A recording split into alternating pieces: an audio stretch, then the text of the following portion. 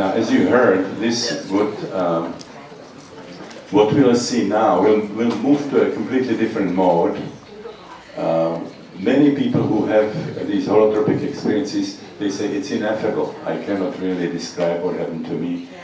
And we can do a little better with the right hemisphere, with paintings. So what we'll see now is images that people created when they had experiences from the levels of the psyche that current psychiatry does not acknowledge, or if it acknowledges it, pathologizes it. You see, what I will be showing you, in my opinion, is the psyche per se, only psyche infinitely larger than the one that's described in the academy or academia. So we will see people going through the stages of birth. When you regress to birth, the experiences would come in 4 experiential clusters, and I call them basic perinatal matrices. So this is BPM. And on the one hand, there would be reliving of birth as it happened. You can regress into a fetus, having a body of the fetus, but there would be the same emotions, the physical sensations appropriate for the different stages of birth. But each of those matrices functions also as a selective gateway into what we now call transpersonal realm, okay, which has, as Jung described, 2 different dimensions. One is the historical, where everything that has ever happened remains recorded.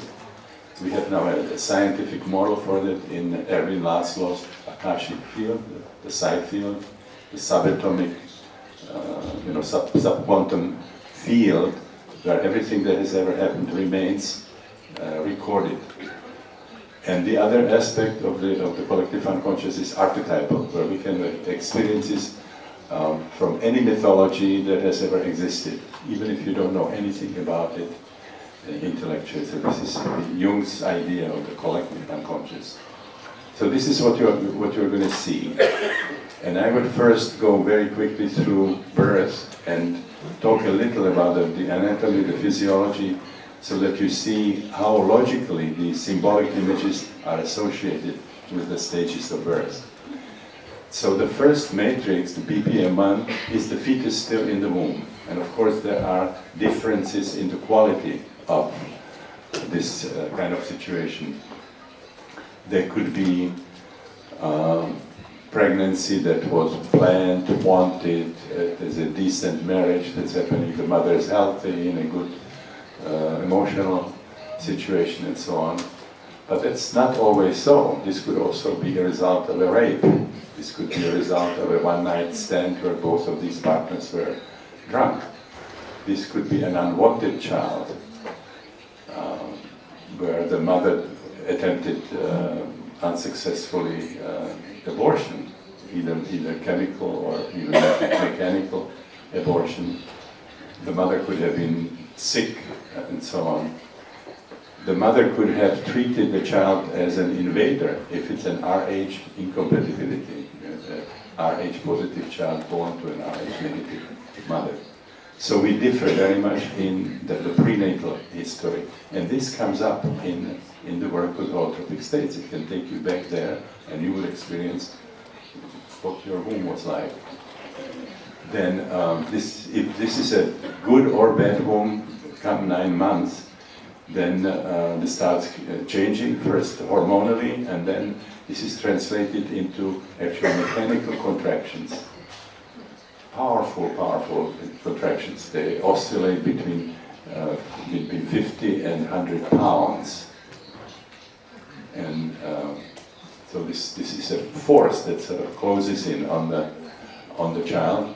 And in the second matrix, the second picture, the cervix is not open, so the child is in this no exit kind of a situation, very uncomfortable, where each contraction also cuts off the blood supply, which means no oxygen at that point, no nourishment, and no metabolic products are removed through the placenta. But then as the uterus contracts, it's kind of pulling the cervix over the head, it's dilating, as it is called, and at a certain point it dilates, and then you shift to another stage, where still the contractions continue, the power of contractions. The head of the child is now wedged into the opening of the pelvis, which even under normal circumstances is extremely close to the size of the head. So actually the head has to rotate and flex and deflex depending on the position in the womb. Very, to excuse the pun, very laborious kind of a struggle, laborious pilgrimage through this birth canal. Now here you can have additional problems. I mean, the umbilical cord can be short, it can be twisted around the neck, it can get between the head and the side of the birth canal. The worst thing there could be placenta previa.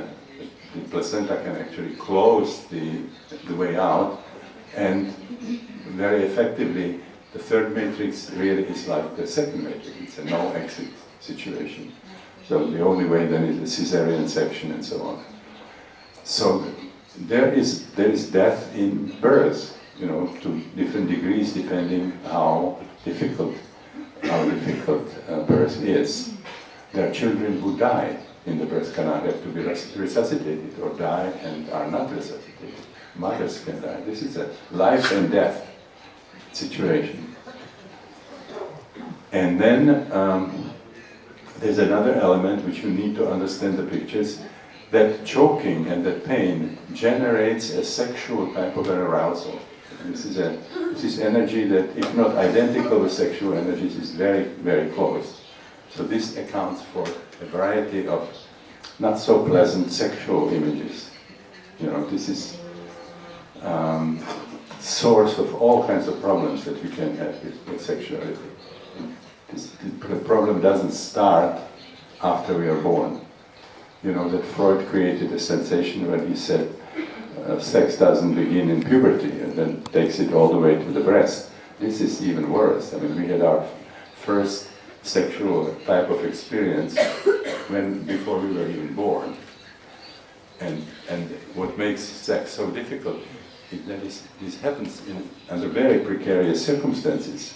You cannot breathe, you're constricted, you have all kinds of pains, you are inflicting pain on another organism is inflicting pain on you, there is blood, there is the amniotic fluid.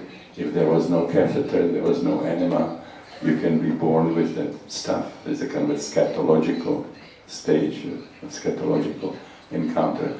So here you have really the template for all the different conditions that Kraft-Ebing called psychopathia sexualis. It's deviation, sadomasochistic experiences, bondage syndrome, coprophilia, coprophagia, all those. I don't want to go through the whole spectrum. And then there is a situation where, of course, the fetus is born head first, feet first, depends on circumstances.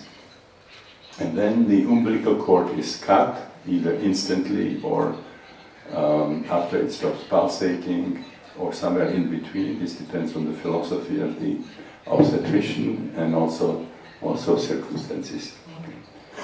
So this is the power, this is the hero's journey that we have to go through.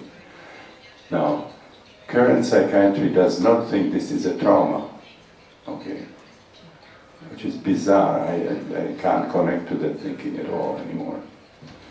Because we agree in medicine, pediatricians agree, that the first moments between the newborn child and the mother are important. People like Marshall Klaus talk about bonding, sort of the child and the mother looking at each other can determine the whole future relationship. In psychoanalysis you have the quality of the nursing, how that is important. Harry Sullivan talked about the child who was being nursed distinguishing the good nipple, the evil nipple, and the wrong nipple. The good nipple is the nipple that gives you milk, and the circumstances are great. The evil nipple gives you milk, but the mother is unloving, anxious, sick, rejecting, whatever.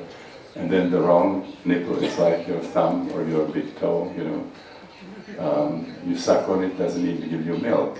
And then he talks about all these consequences for future personality, but not taking into consideration birth.